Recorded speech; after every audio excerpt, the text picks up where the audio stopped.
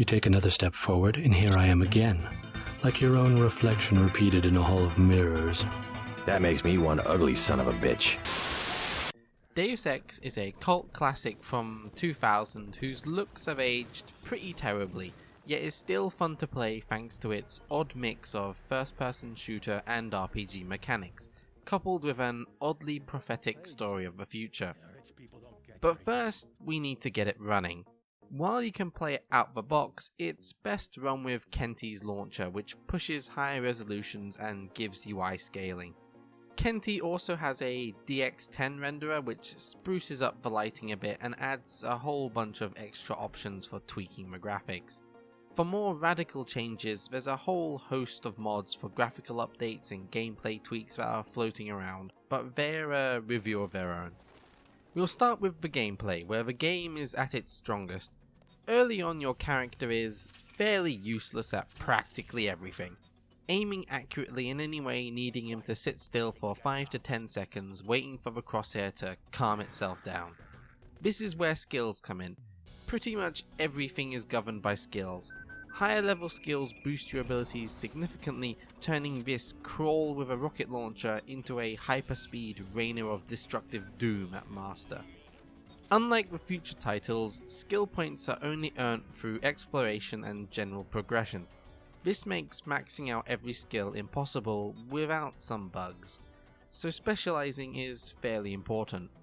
This also makes stealth far more effective early on while your character is quite weak, switching to a more combat heavy style once you've had some upgrades and augmentations plugged in. To make up for the limited skill points, most situations have an alternate way to solve them.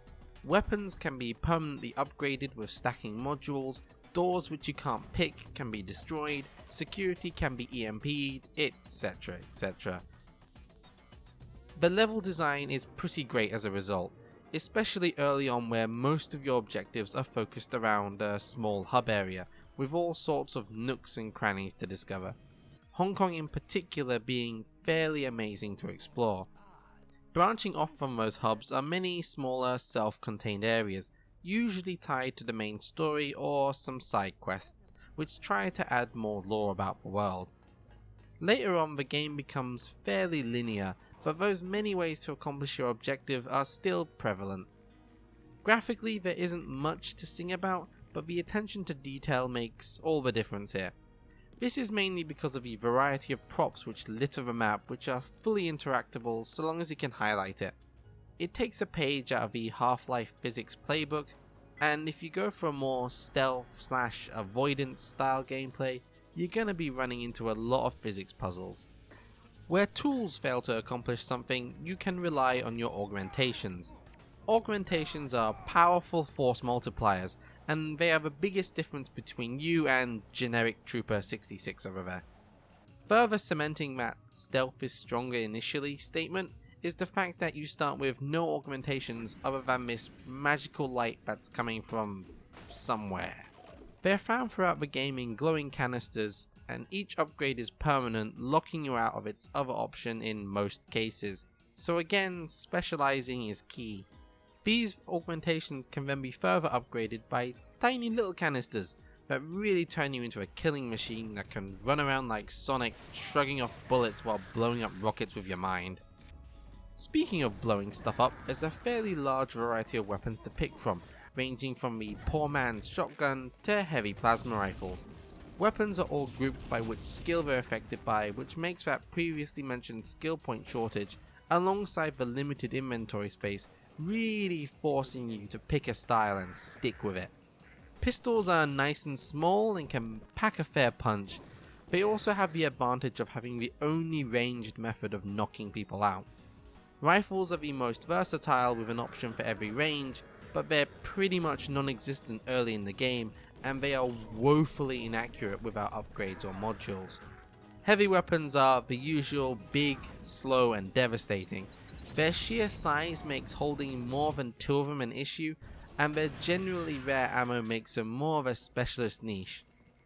I'm pretty sure this also breaks the Geneva Convention. Melee is also surprisingly viable thanks to augmentations, initially being pretty much suicide unless you're doing it with stealth, Once you get this masterpiece of bread slicing, you can start living your fantasies of being a cyborg ninja. Man, I'll be glad to get out of here. Me too. I don't like tunnels. Always sounds like someone's sneaking up on you. There's also a nice variety of grenades. The skill itself is fairly worthless, but the grenades themselves are a nice, compact alternative to other methods of handling obstructions. There is one aspect of the game which is pretty bad.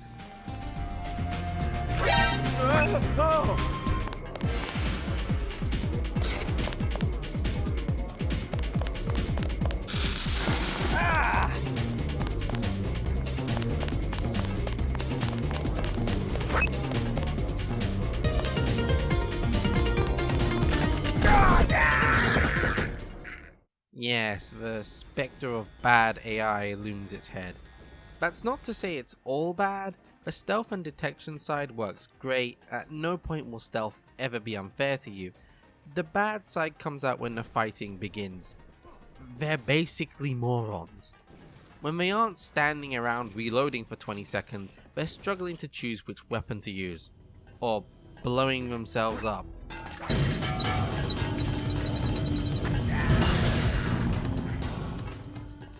The stiff animations and the moonwalking make it all the more jarring.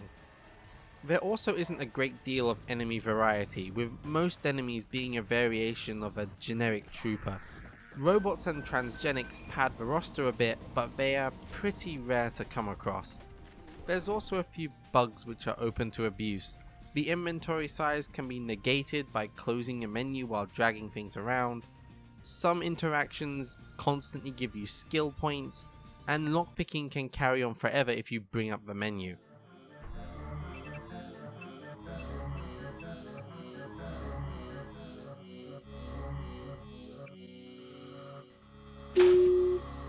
On the flip side, the world and lore is extremely deep.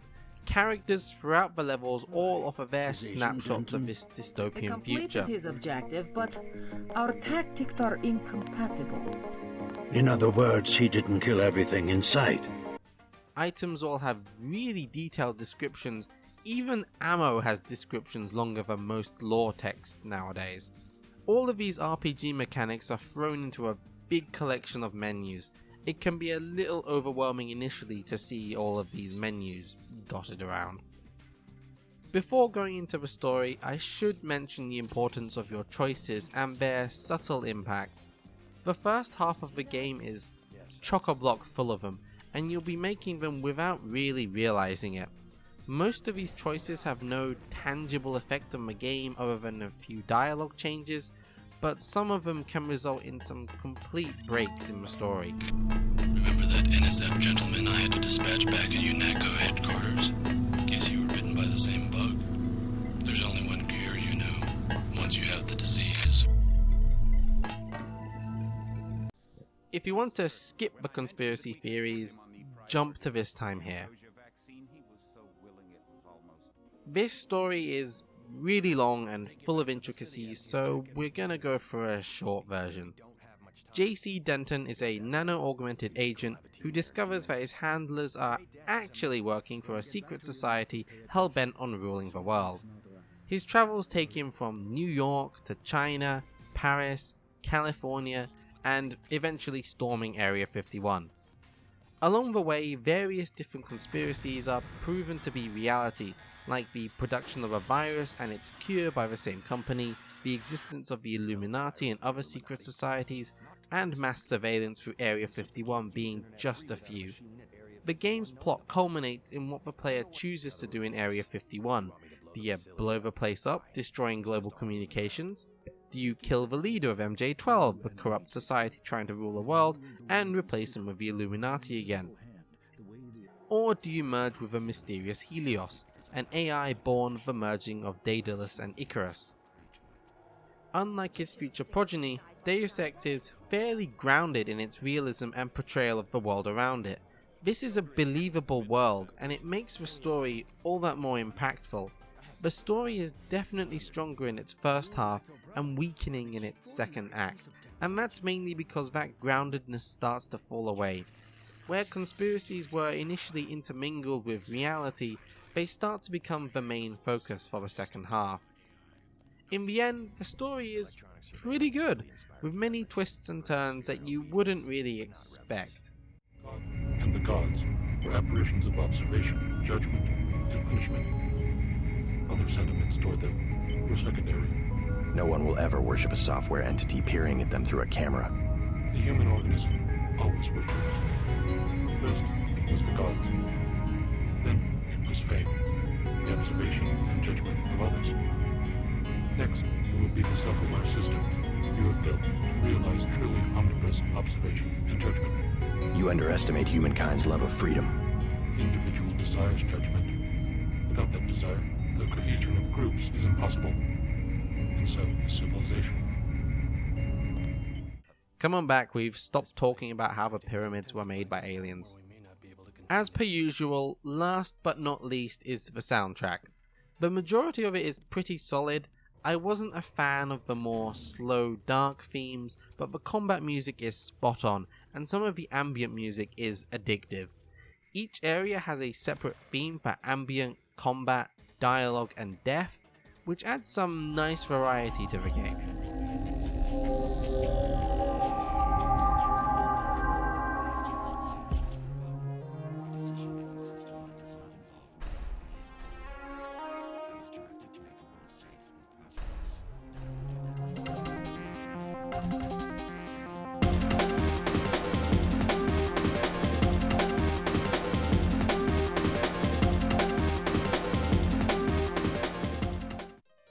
Overall, it's still really fun to play.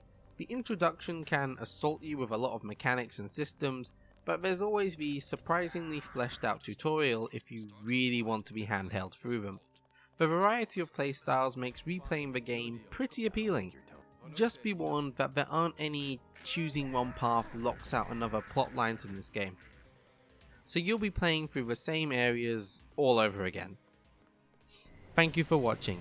Hopefully there won't be over 3 months before the next video. Like this time. Whoops. What are you doing here? You left a hostage situation in Battery Park. No, I wanted orange. It gave me lemon lime.